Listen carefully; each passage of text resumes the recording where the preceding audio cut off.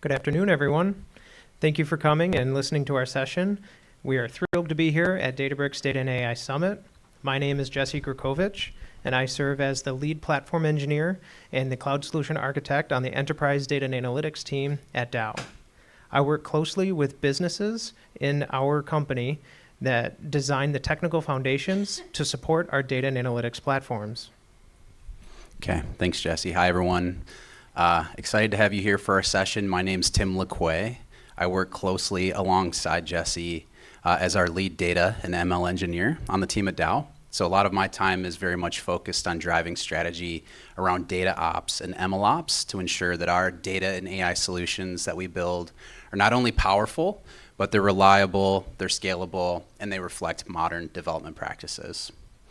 So we want to use our time with you today to tell you how we're using Databricks to power our sustainability goals, helping Dow reduce its overall carbon footprint without compromising our company's profitability. Before we jump into some of those details, we thought we'd take a little bit of time and just introduce you to who Dow is. Dow is nearly 130 years old, and we operate at the intersection of chemistry and innovation. So we produce materials that are used to solve complex global challenges, from lightweight foams in your favorite sneakers to the components that exist in your cell phone that you use every single day. We are a global company, and we employ over 35,000 employees across 104 manufacturing sites in 31 countries. We have a storied history in manufacturing, but we are on a journey to become a truly data and AI-driven enterprise. Now, that journey has not been easy. Decades of mergers, acquisitions, and divestitures have really created a complex data ecosystem for us that blends a myriad of legacy systems across a wide variety of domains. But we believe by tapping into those domains and tapping into that data, bringing it into a centralized place, we're going to be able to unlock transformative opportunities, specifically in the sustainability area. Dow's mission is to become the most innovative, customer-centric, inclusive, and sustainable material science company in the world. So sustainability for us is very important. It is core to our business. But when you think of sustainability, you think of reducing impact. But we're also looking at how can we create positive value from it. So with sustainability, we look at how we can take the information such as packaging and specialty plastics. So Dow packaging can actually extend the shelf life of food, which is going to reduce the food waste at a global scale. But we're also into circularity. So how can we take post-consumer recycled plastics and incorporate them into our solutions? Our biggest driver for that is our operations. So our manufacturing facilities, which include hydrocarbon crackers, create a significant environmental footprint. So reducing those emissions is going to have us address scope 1, 2, and 3 emissions at a massive scale. And that's exactly what we're doing. So let's take a look at how Dow is working on sustainability. Okay, thank you, Jesse. So Dow's sustainability journey really began in the 1990s, where we set forth our first set of 10-year goals, what we called our EH&S, or Environmental Health and Safety Goals. At that time, we pledged a $1 billion commitment to help reduce the amount of waste that were being produced through our operations and improve the overall safety of our products. And what we saw through that effort was about a 5-fold return on that investment. So we saw $5 billion in terms of savings related to solid waste being generated, as well as the consumption of water and energy. Just a quick example to help put that into perspective. We reduced about 1.6 billion pounds of solid waste, so that's enough to fill up 415 American football fields to about our waste level. In the early 2000s, we moved into our second phase of sustainability goals, what we call Dow's handprint.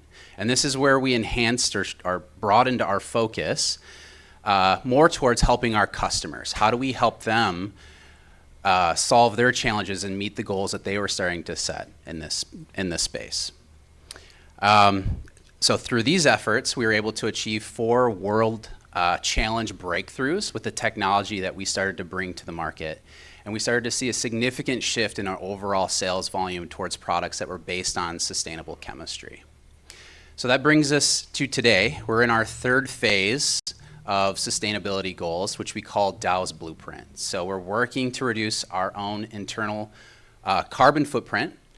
We're working to enhance our handprint, which means, again, helping our customers meet their needs in this space. And we're driving that through systematic collaboration. So we're not just focused on what we're doing internally, but we're working closely with our suppliers upstream and our customers downstream to ensure that we're having a holistic impact on the value chain. And so what we're going to see here shortly is that data and AI are key enablers for us to be able to achieve this vision. And we've set forth an additional goal to unlock $1 billion either in cost savings or new net cash flow that stems from prioritizing nature and the environment and the business decisions that we make. In order to do that, first, we need to be able to quantify the impact and the progress that we're making. And we need data to be able to do that. So one of the key metrics that we're focused on internally is what's called a product carbon footprint, which just accounts for the overall emissions created by a product from its cradle to grave life cycle. To help understand the different contributions of those emissions, we generally categorize them into 3 broad scopes. So I thought we'd spend a little bit of time just talking about those quickly, because you hear about this a lot in the sustainability space. So if we start with scope 1 emissions, those are related directly to our internal operations. For us, it's primarily attributed to our manufacturing processes. We run very large crackers, or you can think of furnaces that break hydrocarbons down into various different types of feedstocks. Those feedstocks get used upstream into other manufacturing procedures to produce, in some cases, intermediate materials. And then ultimately, those feedstocks and intermediates get used to produce the end products that we bring to the market for our customers. And of course, there's various modes of transportation that are involved, moving materials from different sites and facilities that make a contribution here as well, too. Scope 2 emissions are indirect. They're produced upstream from us, but they are specific to any sort of energy that we purchase. So that could be electricity, it can be steam, or any heating and cooling component that feeds into what we're doing. And then lastly, scope 3 emissions are any other indirect contribution. That might stem from upstream activities from our suppliers, it could be downstream activities from our customers, but these are things that are not directly within our own control, but that we do need to account for in total. So, in addition, it's not just carbon that's being emitted into the atmosphere. There's a variety of greenhouse gases that we should be accounting for. To streamline this and keep it simple in terms of reporting, what we typically do is convert the overall amount of these different species that you see up here into a carbon dioxide equivalent so that it's easier for stakeholders to understand these contributions. So all of this is just to say that it's a complex process to do this type of carbon accounting. Having robust data collection is obviously very key for it, but having the platform where we can bring this data together stems from a variety of different legacy source systems that we have as part of our ecosystem in various different formats, and be able to turn it into actionable insights is really key for us to be effective in this space. So for us, our goal today is very clear. We aim to decarbonize our value chain by 2050 while continuing to grow our production capacity for low carbon products. On the left-hand side here, we have a graph which we call our path to zero. And it just charts our progress along the way of that sustainability journey that I described a little bit earlier. And there's some key milestone markers that are called out that specifically show the overall reduction in scope 1 and scope 2 emissions, while also showing the growth in sales volume that goes with it. What we know today is to get to the finish line, to close this gap and get through that last mile, we have to continue to innovate. And so this is where we know our investment over the past 10 years into digital transformation at Dow is what's going to ultimately get us there. Today, we're working to build a variety of data and AI solutions that are aimed at meeting these sustainability goals. So just a few of them that I wanted to touch on here. We're working on one that's called automated lifecycle assessment.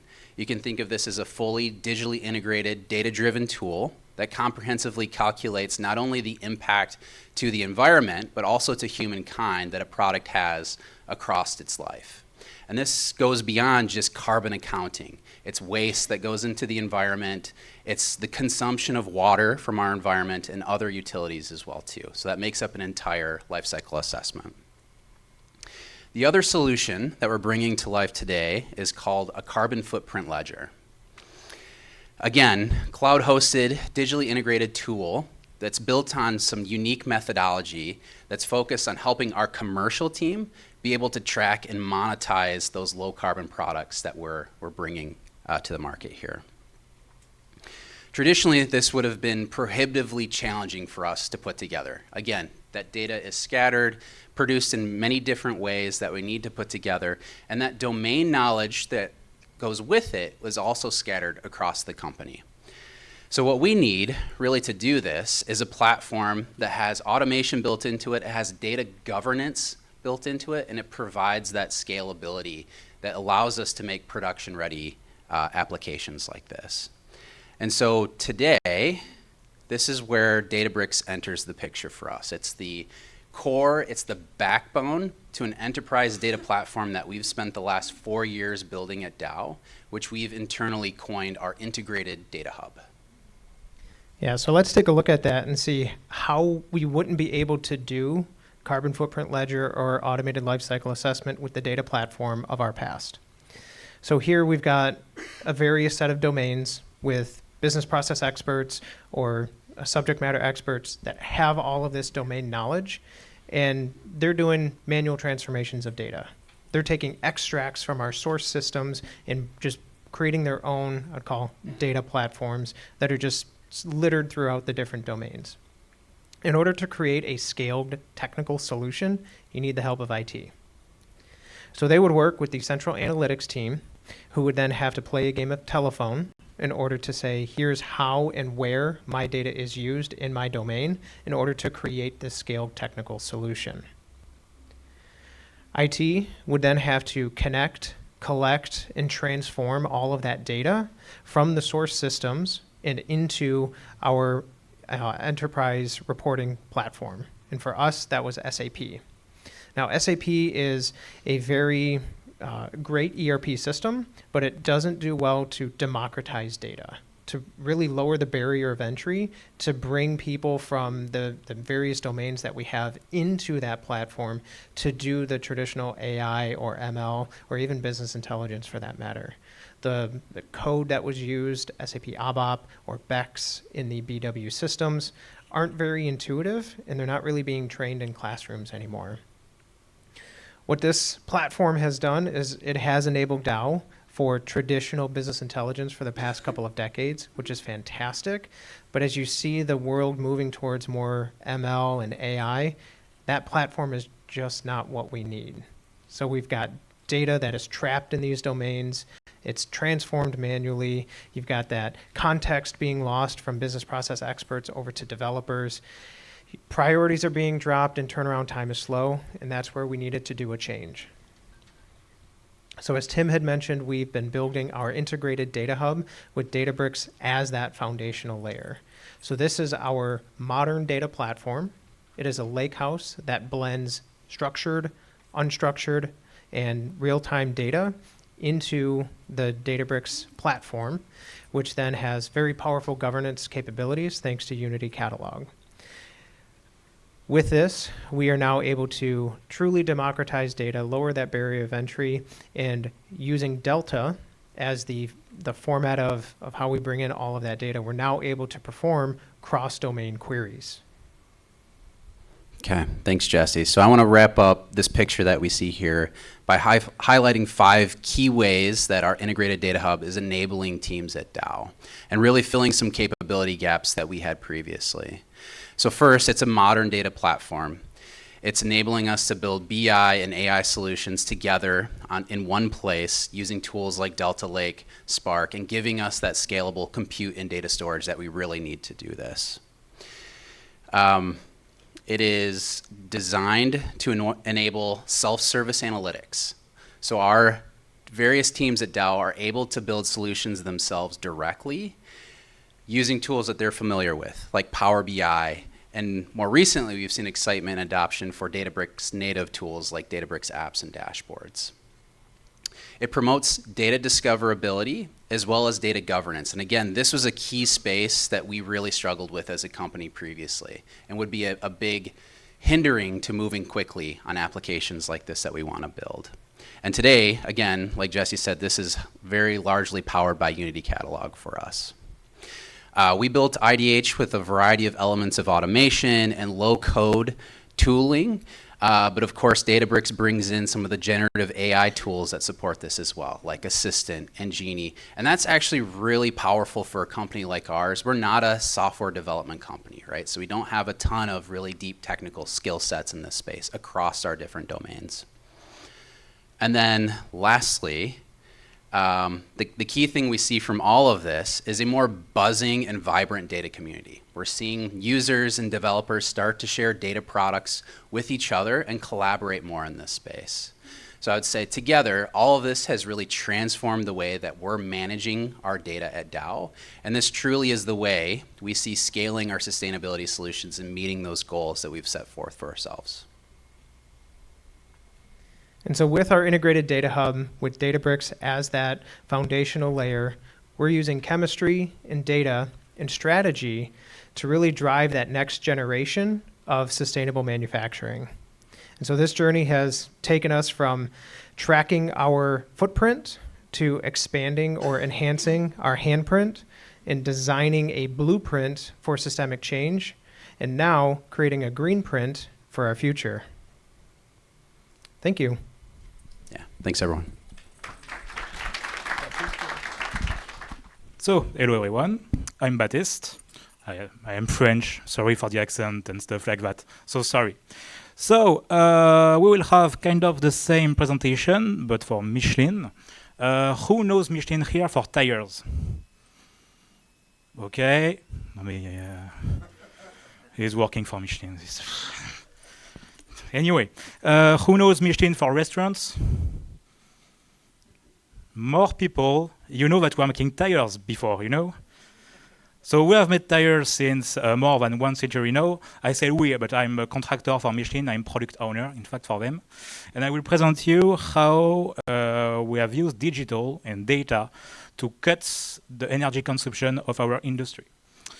So, a little agenda of what we'll speak about. First, the energy product, what we call the energy product. It is digital stuff done to reduce energy consumption. Then I will explain you how we have built it, how we have used it to actually reduce energy consumption. And then we will explore the future, the other roads, the other ideas we have in mind for the future. So, energy product. In Michelin, we used to use the 3P to define the value of a project. So 3P, people, profit, and planet. On people's side, what we want to accomplish is to have a quick access to energy information for everyone. Quick access to analysis and information. About profit, of course, if we reduce our energy consumption, we will have some profits, some reduce on the energy bill of the group.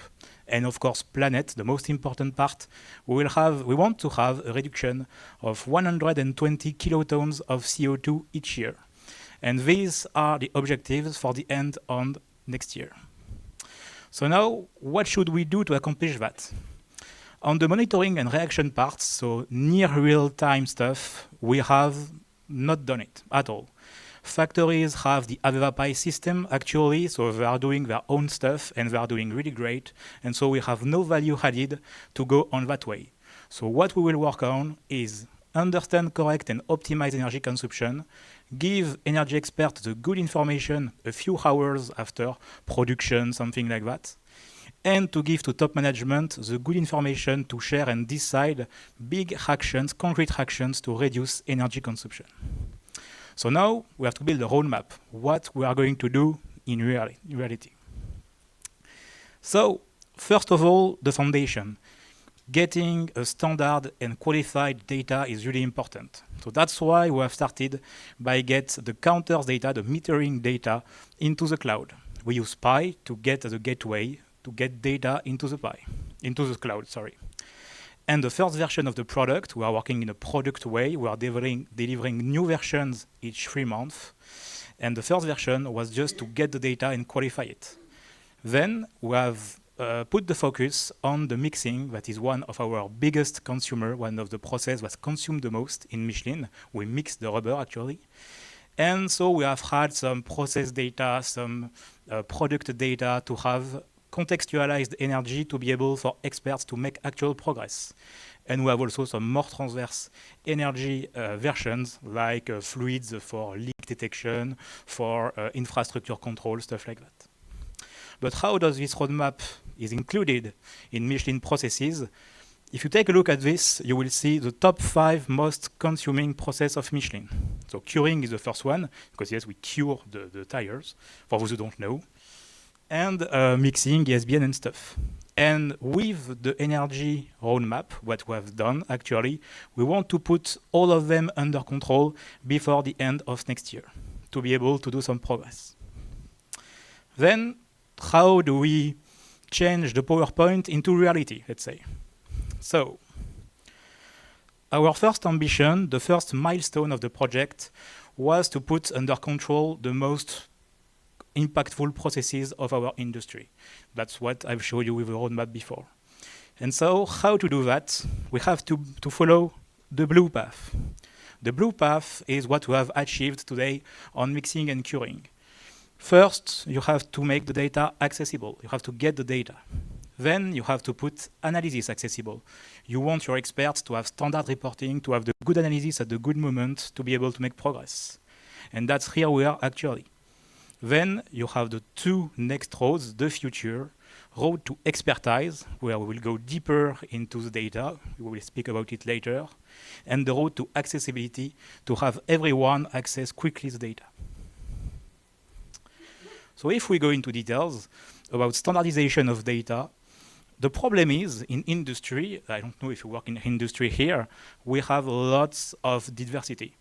About counters in Michelin, we are more than 1,000 different types of counters. So to standardize data, it's quite hell, it's awful. So what we have done is to use Pi as a standardization and structuration of data. So the factory is getting the data the way they want. For example, this factory has decided to call it energy consumed, and it's in water. So locally, they are using it in their report, in their analysis, to make some progress on local. And what we have done, thanks to Pi, is to have an abstraction layer, let's say a little layer above, to have a standard name and unit of measure. So we don't destroy what has been done by the factory. We don't change what they are doing. We just add another layer to get the standard data. And this data is getting to the cloud. To give you an idea, today we get data each second for more than 10,000 counters. And the target is to have more than 50,000 counters. To tell you, it's about 200 million data a day that is getting into the system today. So this is about standardization. Then you have to qualify, because having data is cool, but having the data quality is better.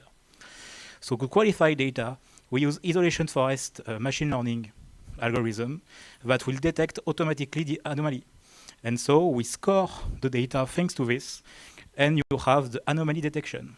And then it allows the user to keep only the good values if he wants. But we don't remove anything, because sometimes the value detected, as it is only statistic, will be a real value, a good value. But the user can see what we found is an anomaly. And then you have the data accessible and qualified for everyone. But your expert don't care about having the data. He don't care about having the data into the cloud. He's an energy expert. He don't know about Power BI, stuff like that. So you have to give him the actual tool. So how we manage to do it? We first have to create a data set that makes sense for him. And to do that, we link energy with a context. Context can be a product ID, can be a campaign ID, can be something like that, whatever we can imagine. And this context then will be joined to energy, and we will have energy with a context, the consumption for a product, stuff like that. And then we can link to other data sources from other databases, whatever, to have more information about this context, the quality of the product, the weight of the product, stuff like that. And then you have contextualized energy with some business data that makes sense for your experts. But having the data sets is still not enough. You have to do the BI. And so the last step is to do a beautiful, wonderful Power BI that will get used by your experts. If I summarize all of this, everything is here, let's say. First of all, we are processing all the factory's data every 2 hours. 2 hours, we process everything. We get the raw energy data, we qualify it, we aggregate it on time and on machine status, context, stuff like that, and we qualify it again, just to be sure, like that, everything's fine. And all of this is completely generic. It's not linked to a specific business, it's not linked to a specific process. So it can be used for every machine, for every type of process of Michelin. And we have some generic usage, hour by hour consumption, counter data quality, consumption by machine status, stuff like that. About then the specification, once we have the energy by context, for example, we just have to link the good data specific for one process, and you have your specific version for the specific process. So it's really quickly to dev.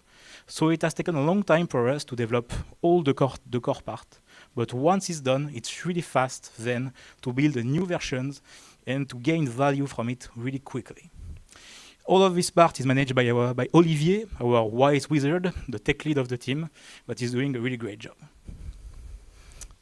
But on which architecture all of this is working?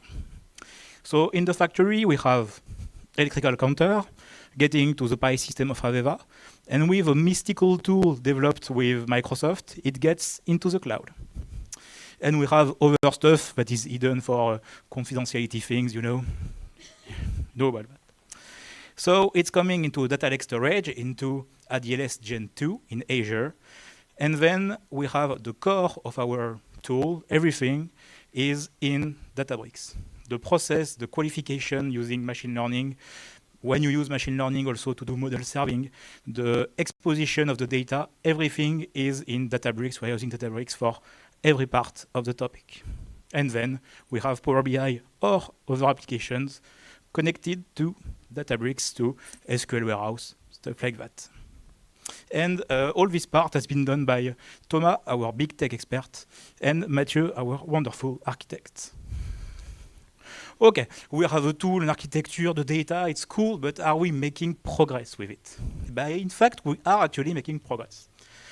So, for example, here, you have some progress done on mixing. So on mixing side, we have done 10% on one part of the process by reducing the speed of one part of the machine. And in the central team, by doing benchmark between set of parameters, I've seen that we can have up to 16% of savings just by changing the parameters of the machine to have the same quality and the same product in the end. So it's a lot of gains. For curing, we have been able to calculate the steam consumption for each machine. So we have hundreds of machines where to have the consumption of energy without any counter, just by calculation. So 0 capex for a lot of machines. So that's really cool. And now it allows us to do some benchmark between machines that was not possible before. So some KPIs of the tool. So we have multiplied our usage by more than 10 in 1 year. So we have started in February, last day, to start to expose some things. And here, the usage that you can see, it's the number of connections to our Power BI. So we have today more than 5,000 connections to our Power BI app every month. The number of data processed also is growing up as we have more and more factories coming in the system. So today, it's more than 6 billion data we processed every month. and the number of factories is increasing. Today we have 31 factories in the program, in the project, and we managed to keep it low-cost solution. If you divide the global run price for each factory each month, the factory is paying actually less than $350 each month. So it's a low-cost solution to have energy consumption for your main process. So this was about what we have done actually. Let's talk about the future a little. Our second milestone, everyone has to become an actor of the sustainability of the Michelin Group. For us, it's key that everyone can do stuff to actually reduce the energy consumption. But to do that, he needs to have access to the data actually. And so, to have access, we have developed WhatsApp. WhatsApp, you got it? Yeah, so anyway. So WhatsApp, our wonderful mobile application. So it's like, you know, your mobile app to have the energy of your house, of your home, but for your work. Wonderful. You're working in a workshop. You can know how much it's consuming every day, every hour. And you are production manager. You can see if you are doing progress or not just on your phone in 30 seconds. And this will be available for every Michelin employee that will have access to every plant, every data all around the world. We want people to be able to know every part of Michelin, how much it's consuming. For us, it's really important. And this part is developed by Com alone, our young developer. Last milestone, the process has to become better in terms of energy without touching quality and production, of course. So how we do that, how we want to do that? We have a lot of data today, millions of standard data on products and stuff like that. And we want to link it now to process data, to machine data, and with the strength of machine learning to be able to get some new things, new ideas on how to reduce energy consumption. What we want to achieve, in fact, is to have one knowledge base based on the result of the machine learning that tells us these are the parameters that influence the energy consumption for this machine, for this product, etc., etc. And we want also to have the trained model safe to be able to do simulation. And then simulation and chatbot will hand into the same tool because we will use the chatbot on the knowledge base. And you will have a simulation tool of energy for your process, for your machine, with a chatbot that will help you doing the best simulation to gain the more energy. And like this, you get deeper, you get further than the 3% of energy we want to have. You can go to 10, 15% maybe. And at the moment, it's a POC, so we are finishing it as a POC, and we want to start in this before the end of the year. And, oh, sorry. Little conclusion, then. If we take our 3 milestones, where we are at the moment, the control of the process is done on curing and mixing. We have multiplied usage by 10, divided the cost by factory. We have 31 plants in 1.5 years connected to the system. And we want to have everything achieved for the 5 main consumers before the end of next year. For the mobile part, the infrastructure is here. The 2 first versions are here, so a version for energy expert and a version for everyone. We are just focusing now on adoption, on customization of the app for everyone to be able to make it the more adaptive, have the best adoption possible in the Michelin population. And finally, the last one, POC is finished, so it's coming soon, and we are really eager to see how much we will do with this tool.